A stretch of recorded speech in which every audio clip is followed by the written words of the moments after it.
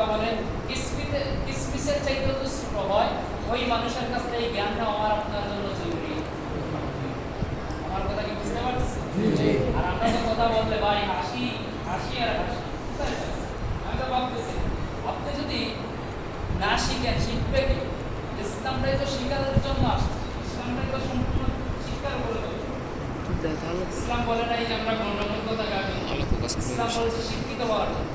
ইসলাম বলছে কি শিক্ষিত হওয়ার জন্য। আপনারা অনেকে নেট চালান না, ওইখানে দেখবেন অনেক আগের আলোচনা আছে, ইসলাম মনাবাদী বিজ্ঞান কিছু আলোচনা আছে, আমার এখানে খোলা আলোচনা এখানে পাবেন যে আমরা জ্ঞান অর্জন কেন করবো, খোলা আলোচনা আছে 15টা পয়েন্ট। তাহলে ইলম এবং জিকির, জিকির হচ্ছে এমন একটা মাধ্যম যে গত কয়েকদিন আগে বলছিলাম যে আমরা ট্রাম্পবাসী আছে না, যে বাচ্চা কাঁদে বেশি তার মাথাকে দুধ খাওয়ায় বেশি। থাকছে না চাচা? ওই সন্তান কাঁদেই না, মাকে ইচ্ছে করে দুধ খাওয়াবে? আল্লাহ তাআলাকে চিন্তা করে আল্লাহ তাআলার জিকির করতে। জিকিরের ব্যাপারে ছোট্ট একটা হাদিস বলে শেষ করছি। জিকির তো অনেকটাই আছে, আছে না? 8টে বইতে 21টে বলতে সব সময় জিকির আছে। মুসলমান ঘুম থেকে উঠবে জিকির শুরু। একটা ছোট্ট হাদিস বলছি, যদি ইচ্ছা হয় করবেন আমল, আর যদি ইচ্ছা না হয় তাহলে ছেড়ে দিবেন, আমলের দরকার নাই, যদি ইচ্ছা হয় করবেন। আল্লাহ রাসূল বলেন মুমিন ব্যক্তি অর্থাৎ ইমানদার কোন ব্যক্তি যদি রাত্রে ঘুম ভেঙে গেল, আমরা প্রায় সময় ঘুম ভাঙে না, কথা বলেন না, ঘুম ভাঙে না, ওই সময় ঘুম ভাঙার পরে কোন ব্যক্তি যদি একটা আমল করে, আমল করার পরে ওই ব্যক্তি আল্লাহ তাআলার কাছে যা চাইবে আল্লাহ তাকে সব দিবেন। সুবহানাল্লাহ। যদি তেলাওয়াত করে তার তেলাওয়াতটা কবুল, যদি তাহাজ্জুদের সালাত আদায় করে তাহাজ্জুদ কবুল। আমলটা কি শুনবেন? জি। আল্লাহ রাসূল বলেন এই আমলটা ঘুম থেকে ওঠার পর ঘুম ভেঙে গেল, হঠাৎ রাতে ঘুম ভাঙার পরে কোন ব্যক্তি যদি বলে লা ইলাহা ইল্লাল্লাহু ওয়াহদাহু লা শারীকা লাহু লাহুল মুলকু ওয়া লাহুল হামদু ওয়া হুয়া আলা কুল্লি শাইইন কাদির সুবহানাল্লাহ ওয়াল হামদুলিল্লাহ ওয়া লা ইলাহা ইল্লাল্লাহ আল্লাহু আকবার ওয়া লা হাওলা ওয়া লা কুওয়াতা ইল্লা বিল্লাহিল আলিয়্যিল আযীম রাব্বিগফিরলি। এতটুকু যদি কোন ব্যক্তি করার পরে আল্লাহর কাছে কোন দোয়া করে, দোয়া কবুল হবে, তিলাওয়াত করে তিলাওয়াত কবুল হবে, সালাত করে সালাত কবুল হবে, অর্থাৎ যে কোনো ইবাদত করার সঙ্গে সঙ্গে কবুল। তার মানে বোঝা গেল এই যে ঘুম থেকে উঠে আমি সুবহানাল্লাহ বললাম, আলহামদুলিল্লাহ বললাম, আল্লাহু আকবার বললাম, লা ইলাহা ইল্লাল্লাহ বললাম, এগুলা কি জিকির নাকি জিকির না? জিকির। কথা বলেন না, জিকির না জিকির না? জিকির। মুমিনরা ভাই যখন হাঁট কেটে যাবে তখনও তো তার জিকির আছে। যখন সে সমতল ভূমিতে হাঁটবে, সমান জায়গার মধ্যে হাঁটবে, তখন সে বলবে লা ইলাহা ইল্লাল্লাহ। আল্লাহ রাসূলের সাহাবায়ে কেরামরা এই আমল করতেন। আল্লাহ রাসূল বলেন যখন আমার উম্মাহ উপরের দিকে উঠবে, উঁচু জায়গা থেকে উঠবে, তখন সে বলবে আল্লাহু আকবার। কি বলবে? আল্লাহু আকবার। বলেন তো কি বললাম? সমান জায়গা দিয়ে সমতল ভূমিতে যখন আমরা বিচরণ করব তখন কি করব? যখন উঁচু ভূমিতে উঠব তখন কি করব? আল্লাহু আকবার। যখন নিচের দিকে নামব তখন সুবহানাল্লাহ। কি বলবো? সুবহানাল্লাহ। এখন বলেন হসপিটাল আমরা যাই না? জি। লিফটে যখন উঠব তখন কি করব? সুবহানাল্লাহ। হ্যাঁ, লিফটে উপরে উঠে না, তখন আমরা আল্লাহু আকবার বলবো। লিফট যখন নিচে আসবে তখন সুবহানাল্লাহ। সিঁড়ি দিয়ে যখন উপরে উঠবো আল্লাহু আকবার, যখন নিচে নামবো সুবহানাল্লাহ। ইসলাম কি আমাদেরকে খারেজ করছে? যেই দিকে যাবে মুমিন ওই দিকেই তার ইবাদত। আরে ভাই এতটুকু বলি, মুসলমান মুমিন ইমানদার যারা যারা টয়লেটে গেল তাদের ইবাদত করে। এখন বলবেন টয়লেটে গেলে আমার ইবাদত হয় কি করে? হুজুর আছেন না, যখন টয়লেটে ঢুকবে, টয়লেটে ঢোকার সময় যখন আপনি টয়লেটে ঢোকার দোয়া করবেন, মাসকুন দোয়া আছে না, দোয়া করবেন, ঢোকার পরে আবার বেরিয়ে আসার সময় মাসকুন দোয়া করবেন, গফরানা, এইভাবে যে দোয়াটা আছে দোয়াটা করার পরে মাঝখানে যতটুকু সময় গেছে ওই সময়টা ইবাদতের সুবহানাল্লাহ। অর্থাৎ মুমিনের ঘুম থেকে ওঠা থেকে ঘুমানোর আগ পর্যন্ত সবকিছু ইবাদত।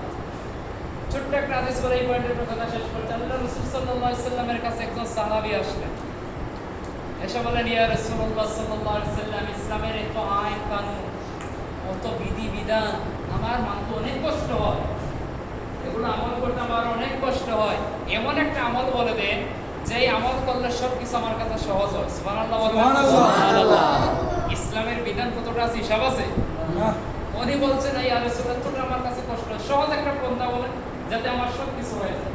আল্লাহ রসুল বললেন তুমি আল্লাহর জিকির করো, অর্থাৎ আল্লাহর জিকিরে তোমার জিহ্বাটাকে নিয়োজিত রাখো, সব কাজ হয়ে যাবে। সুবহানাল্লাহ। আমরা অনর্থক কথা বলি না জিহ্বা দিয়ে। জাহান্নামে বেশিরভাগ নিয়ে যাবে দুইটা জিনিস। জাহান্নামে কয়টা নিয়ে যাবে ভাই? দুইটা। ও আমার যুবক ভাই, জাহান্নামে নিয়ে যাবে কয়টা জিনিস? দুইটা। কি কি বলতে পারে?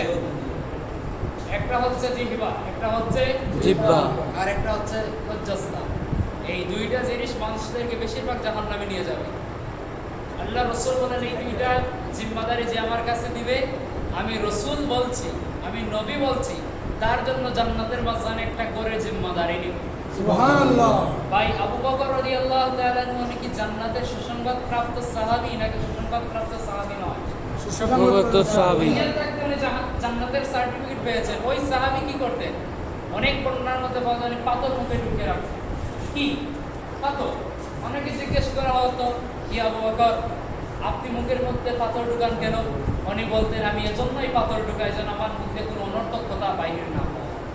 আর আজকে আমাদের দিনটাই তো অনর্থক কাজের মধ্যে চলে যায়, তাই না সুজান? এজন্য ভাই ইমানের দ্বিতীয় স্তর হচ্ছে সালাত। সালাত পড়তে হলে, যে কোনো ইবাদত করতে হলে দরকার আমাদের ইলম এবং জিকিরের দরকার। নামাজটাও জিকির, নামাজটাও জিকির, নামাজটা জিকির না, নামাজটাও জিকির। এরপরের ধাপ কি? একরামে মুসলিমিন, তাই না? হ্যাঁ? একরামে মুসলিমিন না ইখলাসে নিয়ম? ইলমের পরে জিকিরের পরে একরামে মুসলিমিন। আমি খালি একটা কথা বলা শেষ করে আপনারা বিরক্ত লাগতেছে আমি জানি। দেখেন একরামে মুসলিমিনের জন্য সাহাবায়ে কেরাম কেমন পাগল ছিলেন, একটা হাদিস বলবো এখানে বলে এই পয়েন্টটা শেষ করব। শুনবেন? বলেন, শুনবো না কেন? ওমর রাদিয়াল্লাহু তাআলা আনহু যখন শাসন ক্ষমতায় গেলেন, ইসলামের খলিফা কয়জন? কিরে যুবক ভাই কয়জন? চারজন।